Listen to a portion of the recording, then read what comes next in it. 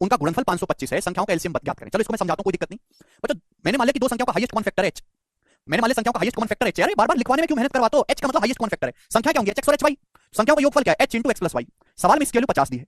संख्याओं का गुणनफल क्या होगा? संख्याओं का गुणनफल भाई, अगर संख्याओं का हाईएस्ट कॉमन फैक्टर h है तो संख्याएं h और hy। संख्याओं का गुणनफल होगा h square xy। h square xy संख्याओं का गुणनफल होगा।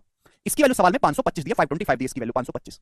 आपसे पूछा संख्याओं का एलसीएम। संख्याओं का एलसीएम यानी कि आपसे hxy पूछा, hxy ये तो होता है एलसीएम। आप बोलोगे हां सर ये होता है एलसीएम। आपके सामने ये दो कंडीशन दे रखे हैं, वेरिएबल 3 है, फिर भी सॉल्व हो जाएगा। देखो दिक्कत क्या है, h स्क्वायर है, h है, तो यहां भी h स्क्वायर बना लेते हैं जिससे कि कटे। ये हो गया मेरे दोस्तों 50 का स्क्वायर। अब इन दोनों को डिवाइड करता हूं मेरे प्यारे, इन दोनों को भाग करता हूं। भाग कर दूंगा, आप बोलोगे हां जी सर बिल्कुल सही, कोई प्रॉब्लम नहीं। लेफ्ट साइड से क्या कटता है? लेफ्ट साइड से कटेगा h स्क्वायर, लेफ्ट साइड से h स्क्वायर कटेगा। राइट साइड से क्या कटा मेरे दोस्तों? 50 का स्क्वायर होता है 2500 और ये 525।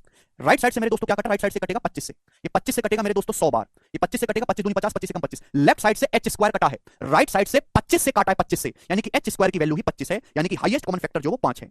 हाईएस्ट कॉमन फैक्टर 5 है। सॉरी यानी गलती हो गई थी फिर भाई।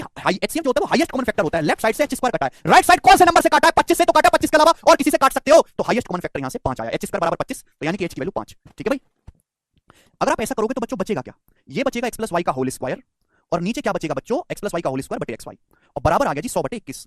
ये पिछले अभी सवाल नंबर 51 की तरह तो है बच्चों। क्या आप खुद से सोच के नहीं बता सकते ऐसी दो संख्याएं जिनकी गुणा करके 21 आता हो, जोड़ के स्क्वायर करने पर 100 आता हो? तो कोई भी बता देगा 7 के 21, हर कोई गैस कर सकता है 7 के 21 होता है, और 7 प्लस 3 10, 10 का स्क्वायर 100 होता है, यानी कि x का मान 7 है, y का मान 3 है।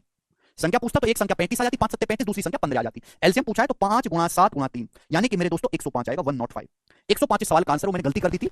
105 है भैया, ना कि सवाल का आंसर 125 है। बी ऑप्शन करेक्ट, बी है इसका करेक्ट। ठीक है दोस्त, क्लियर है?